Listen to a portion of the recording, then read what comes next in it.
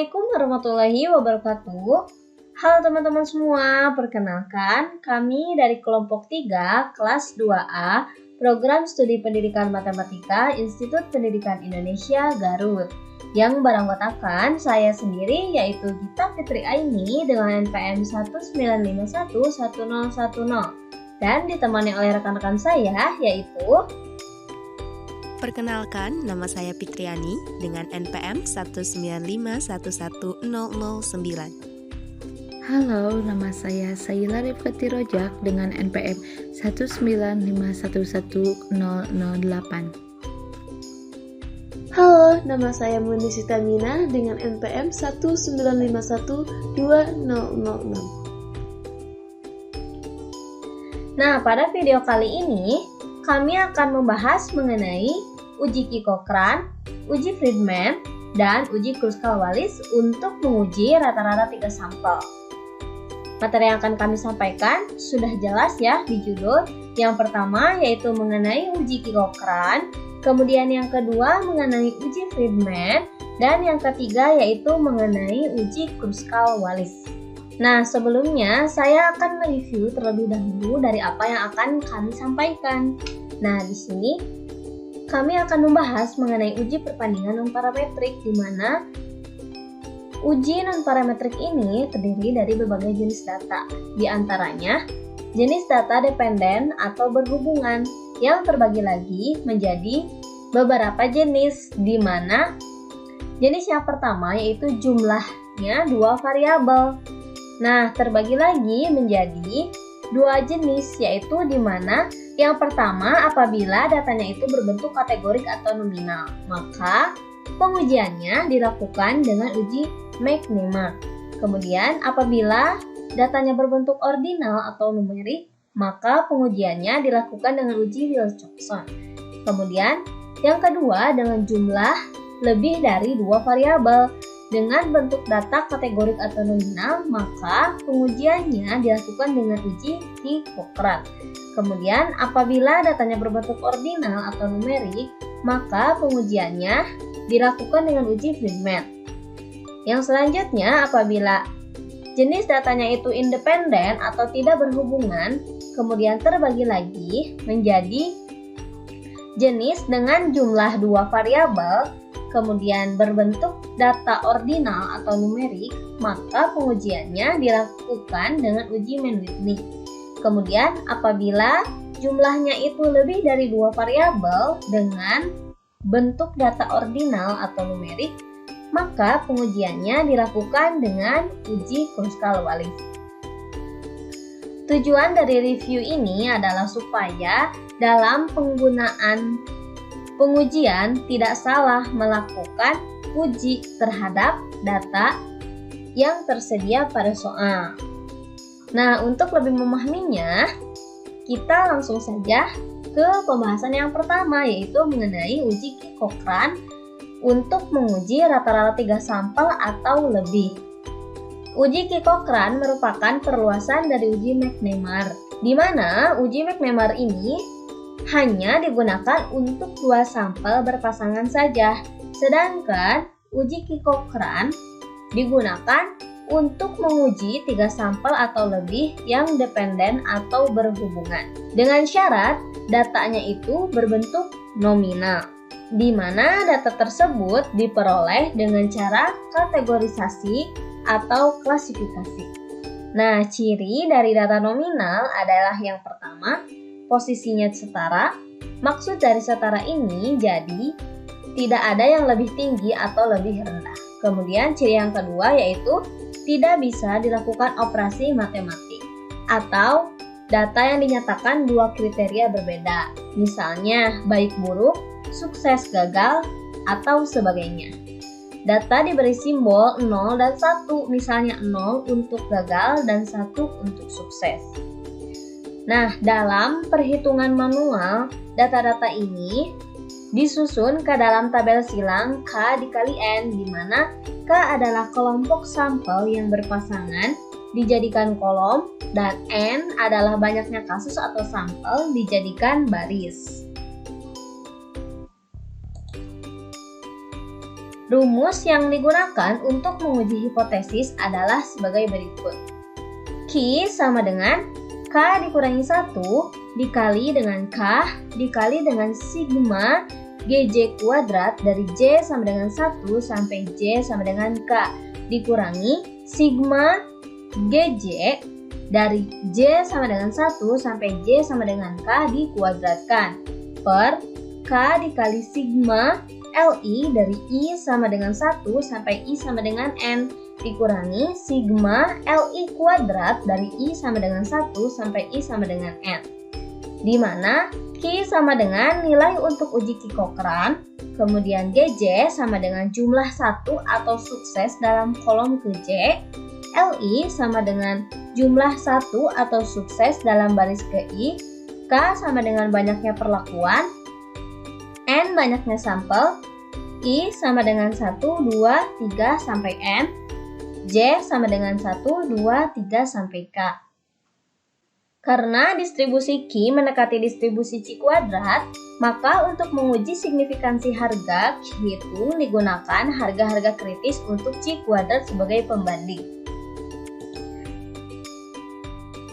Nah, selanjutnya, langkah-langkah uji Q Cochran adalah sebagai berikut. Yang pertama, menentukan formulasi hipotesis, di mana H0 sama dengan proporsi perlakuan pada tiap-tiap kelompok adalah sama, atau secara matematis, μ1 sama dengan μ2 sama dengan μ3 sampai dengan μk. Kemudian untuk H1 sama dengan proporsi perlakuan pada tiap-tiap kelompok adalah tidak sama, atau secara matematis, μ1 tidak sama dengan μ2, tidak sama dengan μ3, tidak sama dengan sampai μk. Kemudian langkah kedua, menentukan taraf nyata atau alfa dalam nilai K kuadrat tabel. Taraf nyata atau alfa dan nilai K kuadrat ditentukan dengan derajat bebas atau disingkat dengan DF yang rumusnya sama dengan K dikurangi 1. Kemudian untuk nilai K kuadrat dengan alfa dan derajat bebas ditentukan dengan melihat tabel distribusi C kuadrat. Kemudian langkah ketiga, menentukan kriteria pengujian. H0 diterima apabila Q hitung kurang dari atau sama dengan nilai K kuadrat tabel. Kemudian H0 ditolak apabila Q hitung lebih dari K kuadrat tabel. Selanjutnya langkah keempat yaitu menentukan nilai uji statistik dengan rumus Q sama dengan ya. Nah, yang selanjutnya langkah terakhir yaitu membuat kesimpulan dengan menyimpulkan apakah H0 diterima atau ditolak. Selanjutnya, contoh soal uji Q Cochran untuk lebih memahami. Di mana soalnya itu, Yudit Catering termasuk dalam usaha kecil menengah yang khusus memproduksi donat. Karena pangsa pasar mulai menyempit akibat dari banyaknya kompetitor usaha donat, maka divisi pemasaran mencoba membuat riset kecil untuk mengetahui preferensi atau kecenderungan untuk menyukai sesuatu konsumen terhadap rasa donat baru yang rencananya akan diproduksi khusus dengan harga yang tinggi. Karena biaya produksi untuk donat juga tinggi, maka penelitian ini terbatas, hanya melibatkan 10 responden yang dipilih secara acak menggunakan metode penarikan contoh tertentu. Masing-masing responden diminta mencicipi dan menyatakan suka atau tidak suka terhadap rasa donat kreasi baru, yaitu rasa wijen, jeruk purut, dan jahe. Bagian pengolahan divisi pemasaran sepakat untuk memberi kode 1 untuk respon suka dan kode 0 untuk respon tidak suka. Adapun data yang berhasil dikumpulkan sebagai berikut pada tabel. Nah, di mana terdiri dari 10 responden, kemudian 3 perlakuan yaitu 3 rasa wijen, jeruk purut, dan jahe, di mana ada yang suka dan tidak suka. Nah, dengan tingkat kepercayaan 95%, apakah proporsi konsumen yang suka adalah sama untuk ketiga rasa donat tersebut? Nah, untuk penyelesaiannya, terlebih dahulu dari data-data sebelumnya disusun ke dalam tabel silang. Nah, di mana 1 ini merupakan kode untuk suka dan 0 adalah kode untuk tidak suka. Nah, LI adalah jumlah angka 1 pada tiap barisnya, kemudian LI kuadrat adalah hasil kuadrat dari LI. Begitupun dengan GJ pada baris paling bawah, di mana GJ adalah jumlah angka 1 dari tiap kolomnya, kemudian GJ kuadrat adalah hasil kuadrat dari GJ. Di sini ada G1, G2, G3. Berarti ini kolom untuk wijen, jeruk purut, dan jahe. Karena terdiri dari 3 rasa atau 3 perlakuan, maka K-nya itu sama dengan 3. Nah, data-data ini diperlukan supaya mempermudah dalam perhitungan statistik. Selanjutnya, langkah-langkah untuk pengujian. Langkah pertama, menentukan formulasi hipotesis, di mana H0 sama dengan proporsi konsumen yang suka adalah sama untuk ketiga rasa donat pada unit catering. Kemudian untuk H1 sama dengan proporsi konsumen yang suka ada yang berbeda pada ketiga rasa donat pada unit catering. Kemudian langkah yang kedua, menentukan taraf nyata atau alfa dan nilai Chi kuadrat tabel. Karena pada soal diketahui taraf kepercayaan 95%, maka alfanya itu sama dengan 5%. Atau jika didesimalkan sama dengan 0,05. Kemudian derajat bebas atau DF sama dengan 3 dikurangi 1, maka didapat 2. Selanjutnya untuk nilai Chi kuadrat dengan alfa 0,05 dan derajat bebas 2, hasilnya itu 5,991. Nilai ini bisa didapat dari tabel distribusi Chi kuadrat. Nah, cara membacanya itu, lihat kolom yang paling pertama ini merupakan derajat bebas, kemudian baris yang pertama ini merupakan nilai alfa.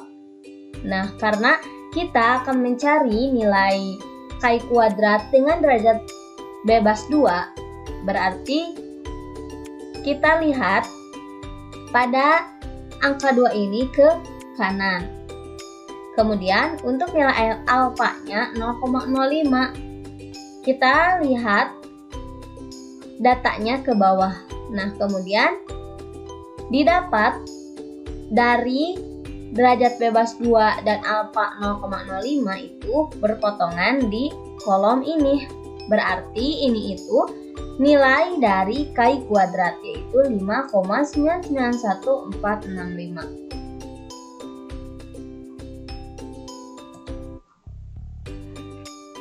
Langkah selanjutnya yaitu menentukan kriteria pengujian.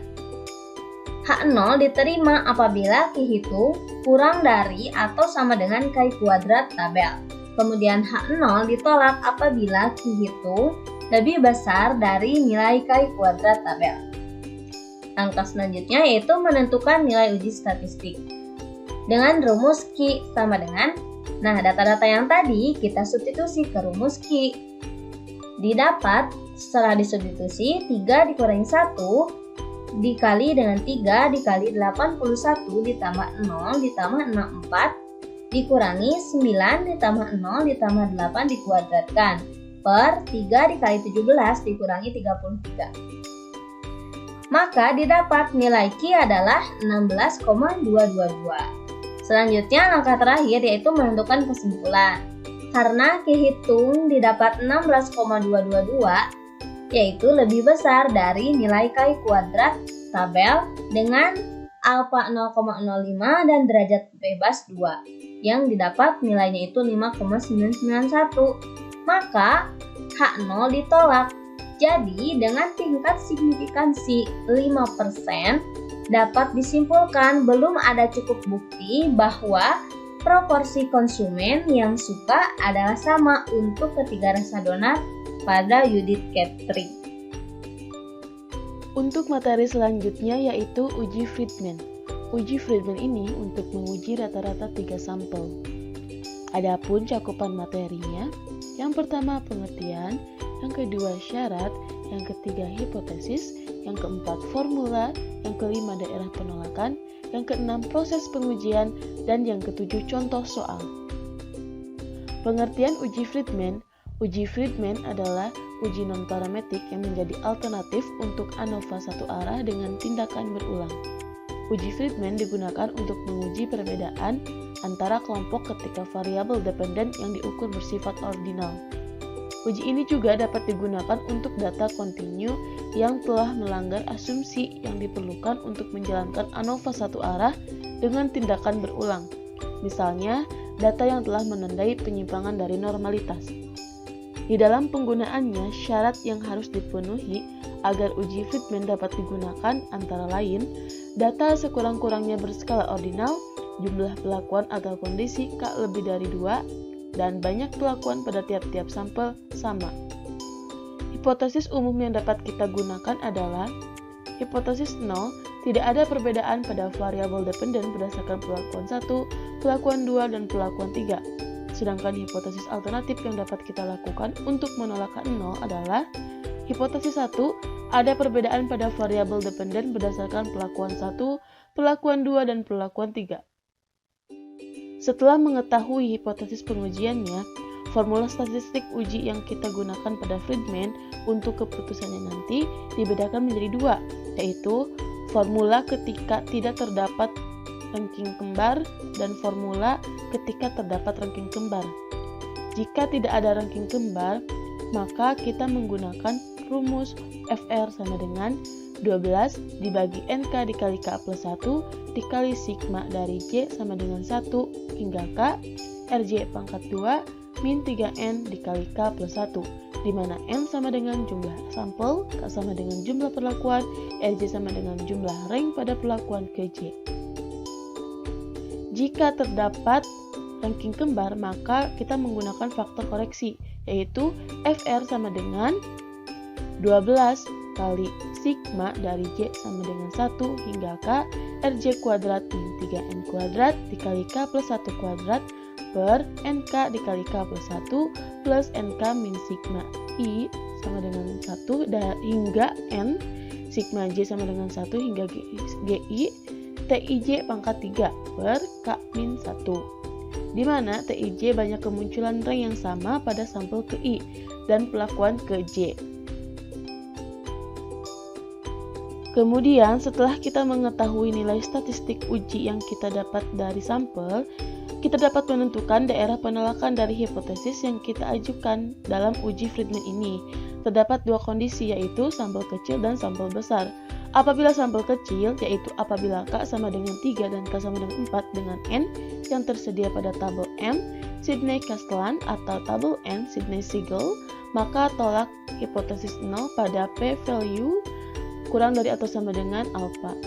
Apabila sampel besar, yaitu apabila N dan atau K tidak tersedia pada tabel N atau M, maka gunakan tabel C, tabel Chi-square dengan daerah bebasnya sama dengan K-1.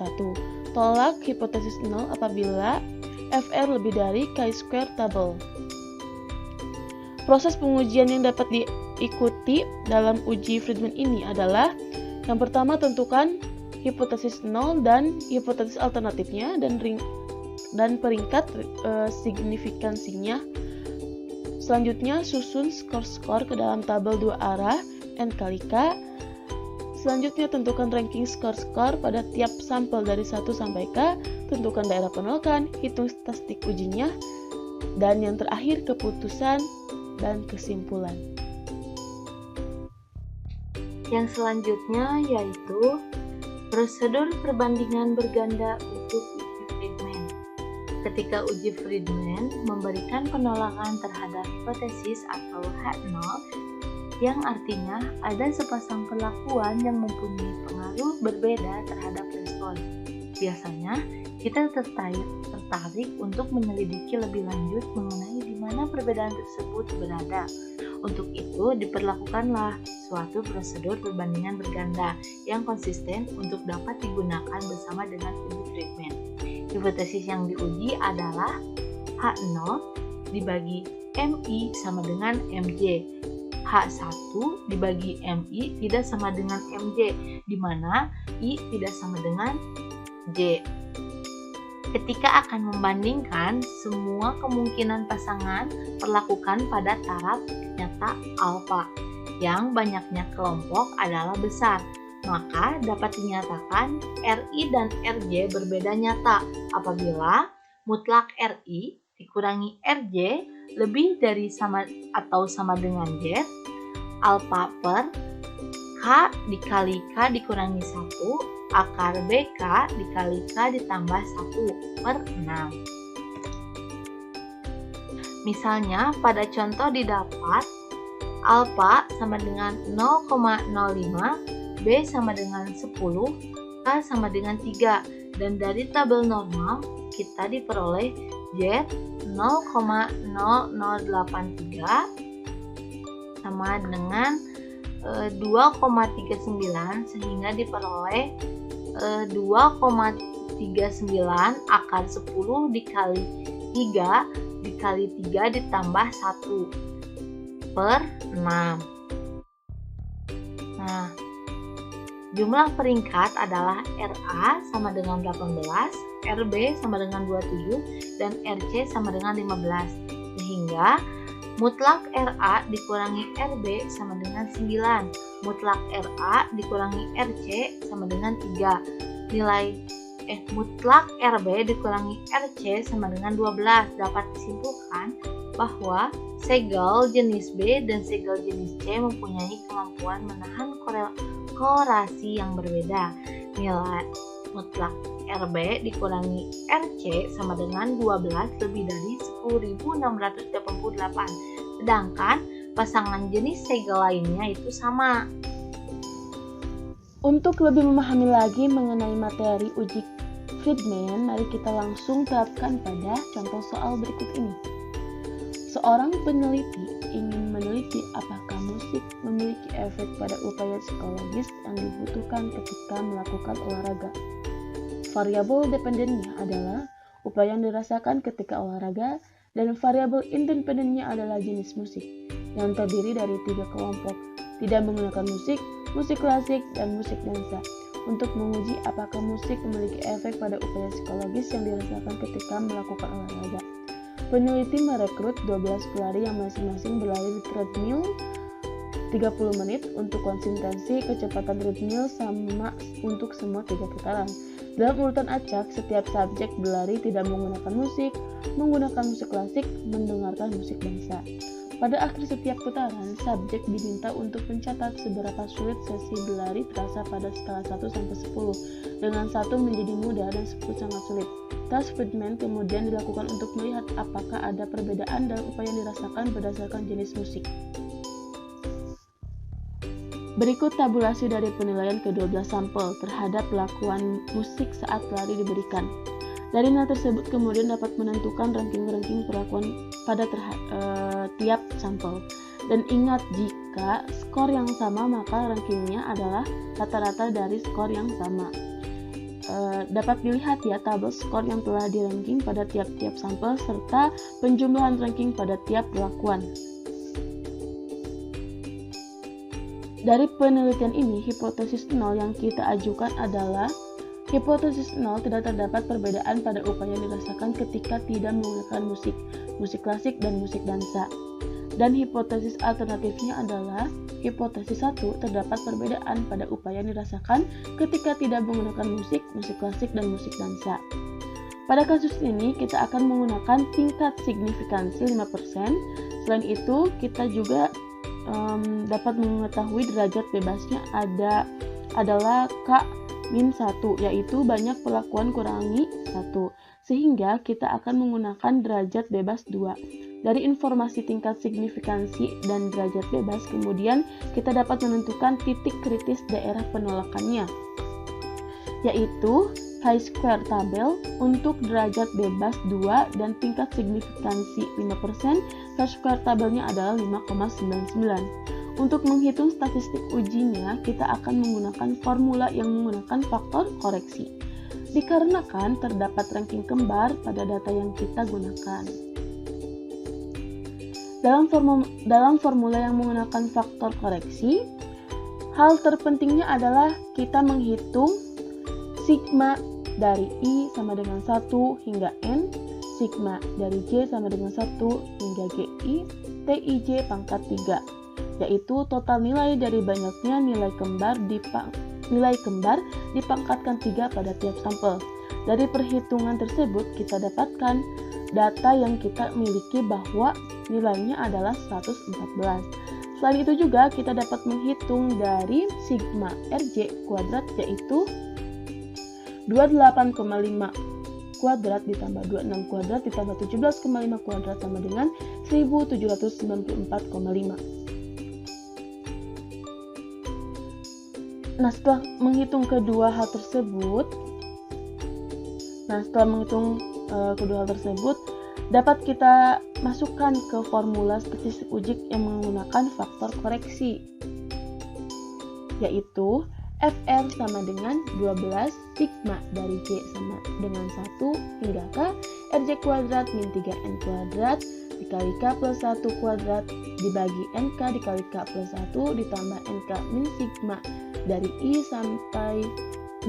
sama dengan 1 hingga N sigma dari J sama dengan 1 hingga GI TIJ pangkat 3 per K min 1.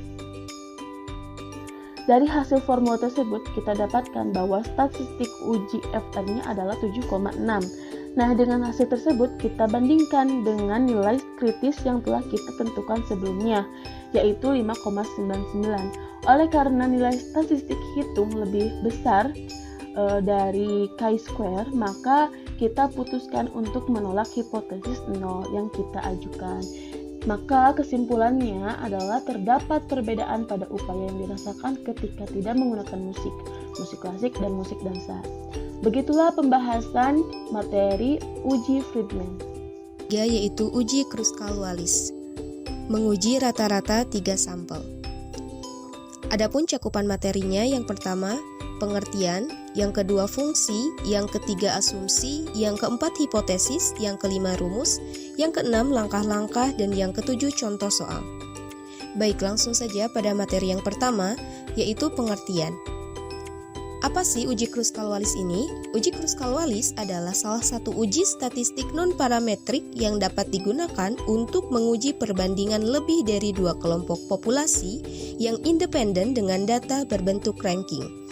Adapun fungsinya yaitu yang pertama, uji Kruskal-Wallis biasa digunakan sebagai alternatif untuk uji one-way ANOVA di mana asumsi kenormalan tidak terpenuhi. Yang kedua, digunakan untuk membuat perbandingan antara 2 atau lebih variabel kuantitatif berbentuk ranking di mana sampelnya merupakan sampel independen dan asumsi kenormalan tidak terpenuhi. Yang ketiga merupakan uji pengembangan dari Mann-Whitney test, di mana variabel yang digunakan pada uji ini berjumlah lebih daripada 2 variabel. Adapun catatan, apabila jumlah kelompok variabel hanya 2, maka uji Kruskal-Wallis sama dengan uji Mann-Whitney. Jadi, ketika ada 2 kelompok, maka yang digunakan adalah uji Mann-Whitney. Tetapi ketika ada 3 atau lebih, yang digunakan adalah uji Kruskal-Wallis. Baik, selanjutnya ada asumsi. Yang pertama, data untuk analisis terdiri atas K sampel acak berukuran N1, N2, sampai dengan NK. Yang kedua, pengamatan bebas baik di dalam maupun di antara sampel-sampel. Yang ketiga, variabel yang diamati kontinu. Yang keempat, skala yang digunakan setidaknya ordinal. Yang kelima, populasi-populasi identik kecuali dalam hal lokasi yang mungkin berbeda untuk sekurang-kurangnya satu populasi. Selanjutnya ada hipotesis. Yang pertama, H0, perlakuan tidak berpengaruh signifikan. Yang kedua, H1, perlakuan berpengaruh signifikan.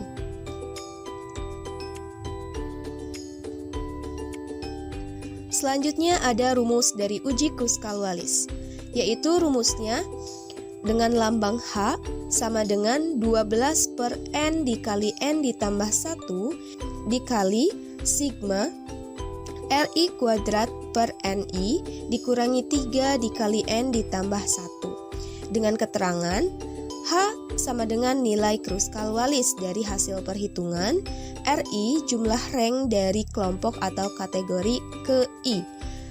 NI banyaknya kasus dalam sampel pada kelompok atau kategori ke I. K banyaknya kelompok atau kategori. N jumlah seluruh observasi. N sama dengan N1 ditambah N2 ditambah N3 ditambah sampai dengan NK. Selanjutnya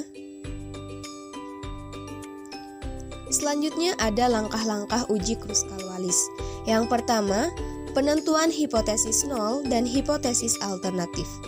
H0, K sampel berasal dari populasi yang sama. H1, K sampel berasal dari populasi yang berbeda. Yang kedua, menentukan tes statistik atau statistik uji. Karena tujuannya adalah menguji apakah K sampel independen berasal dari populasi yang sama uji statistik, yang kita gunakan adalah uji Kruskal-Wallis dengan statistik ujinya H yang berdistribusi chi-square dengan derajat bebas K dikurangi 1. Kemudian yang ketiga, menentukan tingkat signifikansi. Tingkat signifikansi A adalah bilangan yang mencerminkan besarnya peluang menolak hipotesis nol ketika hipotesis nol bernilai benar. Yang keempat, distribusi sampling. H mendekati distribusi chi-square dengan derajat bebas K dikurangi 1. Nilai H dapat dihitung dengan rumus uji Kruskal-Wallis. Adapun ketentuan penggunaan tabel adalah sebagai berikut. A. Jika K sama dengan 3 dan NI kurang dari atau sama dengan 5, di mana I sama dengan 1, 2, 3, tabel O dapat digunakan untuk menentukan nilai yang berkaitan dengan harga di bawah H0.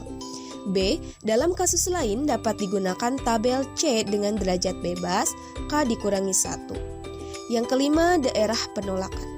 Daerah penolakan terdiri dari semua harga H yang sedemikian besar sehingga kemungkinan yang berkaitan dengan terjadinya harga-harga itu di bawah H0 sama dengan atau kurang dari alfa. Baik, untuk selanjutnya ada keputusan. H0 akan ditolak jika nilai H lebih dari atau sama dengan chi-square alfa K dikurangi 1 atau nilai P dikurangi value kurang dari atau sama dengan alfa. Sebaliknya, H0 akan gagal ditolak jika nilai H kurang dari chi-square alfa K dikurangi 1 atau nilai P dikurangi value lebih dari alfa. Selanjutnya ada contoh soal uji Kruskal-Wallis. Adapun contoh soalnya yaitu untuk membandingkan tingkat keefektifan dari 3 macam metode diet, maka sebanyak 22 orang mahasiswi yang dipilih dari suatu universitas dibagi ke dalam 3 kelompok yang mana masing-masing kelompok mengikuti program diet selama 4 minggu sesuai dengan metode yang telah dibuat. Setelah program diet berakhir, maka diperoleh banyaknya berat badan yang hilang dalam kilogram dari mahasiswi-mahasiswi tersebut sebagai berikut. Adapun metode diet pertama, metode diet kedua, metode diet ketiga.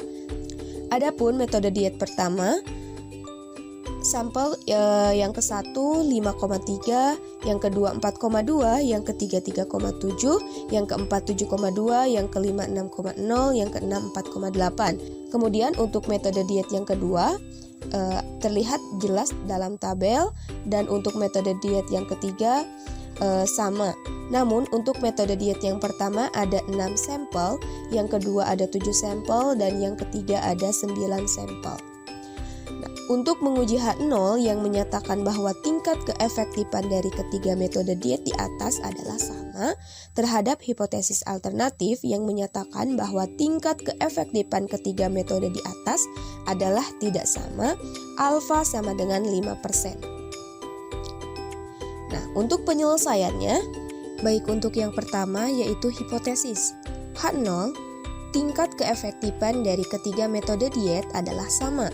H1, tingkat keefektifan dari ketiga metode diet adalah tidak sama. Yang kedua ada tes statistik. Yang digunakan adalah Kruskal-Wallis test. Yang ketiga, tingkat signifikansi. Menggunakan alfa sama dengan 5%. Yang keempat yaitu distribusi sampling. H mendekati distribusi chi-square dengan derajat bebas K dikurangi 1, sehingga wilayah kritis dapat ditentukan dengan menggunakan tabel C. Yang kelima, perhitungan, di mana N1 dapat kita ketahui mempunyai sampel 6, N2 sampelnya 7, dan N3 sampelnya 9. Jadi, N sama dengan N1 ditambah N2 ditambah N3 sama dengan 22. Selanjutnya, untuk merankingnya, kita urutkan terlebih dahulu berat badan yang hilangnya dari semua metode, dari yang terkecil hingga ke yang terbesar. Di sini yang terkecil dapat kita ketahui ada 1,3 dan yang terbesar ada 9,5. Untuk merankingnya setelah diurutkan, kita juga bisa menggunakan Microsoft Excel. Kita salin untuk datanya, kemudian langsung diurutkan. Setelah itu, untuk mengurutkannya, jika ada nilai yang sama, maka kita cari nilai tengahnya. Misalnya di sini 3,7 ada 2, yaitu urutan ke-6 dan urutan ke-7. Nah, untuk menghitungnya, untuk merankingnya, kita jumlahkan 6 ditambah 7 sama dengan 13, kemudian dibagi 2, yaitu 6,5. Jadi urutan rankingnya itu ke 6,5. Selanjutnya untuk data yang sama atau nilai yang sama, bisa dicari nilai tengahnya. Nah, setelah kita ranking, kita dapat mengetahui bahwa 5,3 adalah ranking ke-12,5, 4,2 ranking ke-9, dan seterusnya sampai data terakhir. Nah, di sini untuk metode diet pertama, R1-nya atau rankingnya kita jumlahkan 12,5 ditambah 9 tambah 6,5 tambah 17 tambah 14 tambah 11 adalah 70. Sehingga R1 dapat kita ketahui 70. Selanjutnya untuk metode diet kedua, berarti kita jumlahkan lagi rankingnya. R2 ada 131. Kemudian untuk metode diet ketiga atau R3 sama dengan 52. Nah, kita sudah menemukan R1, R2, R3. Baru kita bisa menghitung dan memasukkannya ke dalam rumus. Ingat kembali rumusnya itu adalah H sama dengan 12 per N dikali N ditambah 1 dikali sigma RI kuadrat per NI, kemudian dikurangi 3 dikali N ditambah 1. Selanjutnya kita masukkan ke dalam rumus. Yang pertama 12 tetap per N.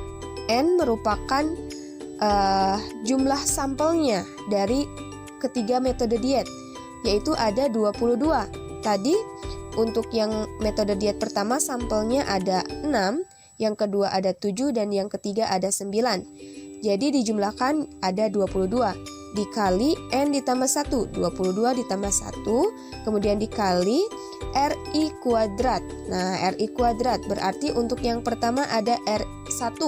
Nah, R1 itu 70 dikuadratkan per NI-nya berapa? NI sampelnya ada 6. Kemudian untuk yang R2 ada 131 kuadrat per sampelnya ada 7. Dan yang ketiga ada R3 52 dikuadratkan per sampelnya ada 9. Dikurangi 3 dikali 22 ditambah 1 sama dengan, nah kita hitung terlebih dahulu untuk 12 per 22 dikali 22 ditambah 1, kemudian dikalikan dengan jumlah yang ada di dalam kurung dan dikurangi 3 dikali 22 ditambah 1, sehingga dihasilkan 15,633. Nah, setelah kita mendapatkan H, kita lanjut ke daerah penolakan.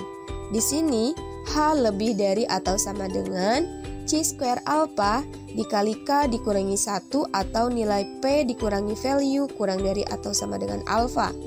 Nah, untuk keputusannya di sini kita gunakan chi square 0,05 karena tadi kita menggunakan 5% untuk alfanya. Kemudian 2 ini dari mana? K dikurangi 1. K itu tadi 3 karena ada 3 kelompok, dikurangi 1 sama dengan 2, atau ini DF-nya sama dengan, nah kita lihat pada tabel C. Nah kita lihat pada tabel C, dan untuk C² 0,052 sama dengan 5,991. Nah kita bandingkan, untuk H-nya tadi adalah 15,633. Nah untuk tabel C²-nya itu ada 5,991. Maka H lebih dari tabel. Artinya H lebih dari tabel 0,052, maka putusannya adalah tolak H0. Jadi dapat kita simpulkan dengan tingkat kepercayaan 95% belum cukup bukti untuk menyatakan bahwa tingkat keefektifan dari ketiga metode diet tersebut. Sekian yang dapat kelompok kami sampaikan. Semoga dapat memberikan manfaat untuk kalian semua ya. Wabillahi taufiq wal hidayah. Wassalamualaikum warahmatullahi wabarakatuh.